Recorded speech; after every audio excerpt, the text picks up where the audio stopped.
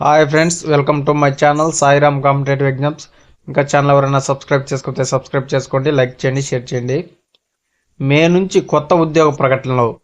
2 విడతల పరీక్షలు ఉంటే గరిష్టంగా ఏడాదిలోపు నియామకాలు. 10వ తేదీలోపు గ్రూప్ 2 ప్రాథమిక కీ. గ్రూప్ 2, గ్రూప్ 3 పరీక్ష పేపర్ల సంఖ్యపై అధ్యయనం. టీజీపీఎస్సీ చైర్మన్ వెల్లడి. వచ్చే మే నెల నుంచి ప్రభుత్వ ఉద్యోగాల భర్తీకి కొత్త నోటిఫికేషన్లు ఇస్తామని, అందులో భాగంగా మార్చి 31వ తేదీ నాటికి అన్ని శాఖల్లో ఖాళీల సంఖ్యను అందజేయాలని ప్రభుత్వానికి లేఖ రాయనున్నట్టు టీజీపీసీ చైర్మన్ తెలిపారు. యూపీఎస్సీలో ప్రతి నోటిఫికేషన్కు నిర్దిష్ట కాలపరిమితి ఉంటుందని, అదే విధానాన్ని ఇక్కడ పాటించడంపై దృష్టి పెట్టామన్నారు. ఈ మేరకు కమిషన్ కార్యాలయంలో బుధవారం విలేకరులతో ఆయన ఇష్టాగోష్ఠిగా మాట్లాడారు.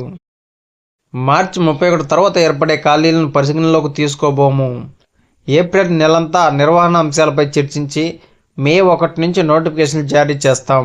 ప్రిలిమ్స్, మెయిన్స్ 2 విడతల పరీక్షలుంటే నోటిఫికేషన్ తేదీ నుంచి గరిష్టంగా ఏడాదిలోపే నియామకాలు పూర్తి చేస్తాం. ఒక పరీక్ష మాత్రమే ఉంటే 6 నుంచి 9 నెలలలోపు, తక్కువ పోస్టులుండి ఆన్లైన్లో పరీక్షలు జరిగితే నెలలోపు ముగిస్తాం. ప్రస్తుతం మా వద్ద గ్రూప్ 2, గ్రూప్ 3, గ్రూప్ 1, సిడిపిఓ మరో 2 పరీక్షల ప్రక్రియ మాత్రమే ఉంది.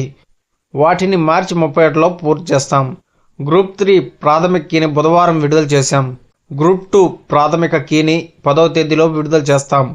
గ్రూప్ 2లో 4, గ్రూప్ 3లో 3 పేపర్లు ఉన్నాయి. వీటికి ఇన్ని పేపర్లు అవసరమా అనే దానిపై అధ్యయనం చేస్తాం. ప్రశ్నాపత్రాల లీకేజీలకు అవకాశం లేకుండా చర్యలు తీసుకుంటున్నాం. నిపుణులతో సెక్యూరిటీ ఆడిట్ కూడా చేయిస్తాం. యూపీఎస్సీ ఫలితాలు విడుదల చేసి అభ్యర్థుల ధృవపత్రాల పరిశీలన ఆయా శాఖలకే అప్పగిస్తుంది. అదే విధానాన్ని ఎక్కడ అమలు చేయడంపై పరిశీలిస్తాం. యూపీఎస్సీ ఏ పరీక్షకు ప్రాథమిక కీ ఇవ్వదు. ఇక్కడ నియామకాల ప్రక్రియ వేగవంతంగా సాగేందుకు చిన్న నోటిఫికేషన్లకు పరీక్ష జరిగిన రోజే ఫలితాలు ఇవ్వచ్చు. అలాంటి రోజు సమీప భవిష్యత్తులోనే వస్తుంది. ప్రశ్నలది క్వశ్చన్ బ్యాంక్ని ఎప్పటికప్పుడు అప్డేట్ చేస్తాం. కమిషన్కు 87 పోస్టులను భర్తీ చేసుకోవడానికి ప్రభుత్వం అనుమతిచ్చింది. డిప్యుటేషన్పై పనిచేయడానికి దరఖాస్తులను ఆహ్వానించగా 600 మంది ముందుకొచ్చారు. సంక్రాంతి నాటికి ప్రక్రియను పూర్తి చేస్తాం. పాఠశాల విద్యాశాఖలో డిప్యూటీ ఈఓ పోస్టులను గ్రూప్ 1లో కలపాలా లేదా అన్న విషయంపై ఇంకా నిర్ణయం తీసుకోలేదు. ఆ పోస్టులకు పీజీ, బీఈడీ విద్యార్హత అవసరం. ఎస్సీ వర్గీకరణపై ప్రభుత్వ ఆదేశాల ప్రకారం నడుచుకుంటాం. అకాడమిక్ పరీక్షల మాదిరిగా కఠిన, మధ్యస్థ, సులభ ప్రశ్నలు ఇచ్చేలా ఉద్యోగ పోటీ పరీక్షలకు బ్లూ ప్రింట్ ఉండదు. వడపోత కోసం జరిగే పోటీ పరీక్షల్లో ప్రశ్నలు ఎలా ఇచ్చినా ఏ ఒక్కరికి లాభ నష్టాలు ఉండవు. పరీక్షా కేంద్రంలో ఇన్విజిలేటర్ల నియామకంపై దృష్టి పెట్టాం. కొన్ని విద్యా సంస్థల్లోని వారందరినీ కలిపి జబ్బిలింగ్ చేసి విధులు కేటాయిస్తాం.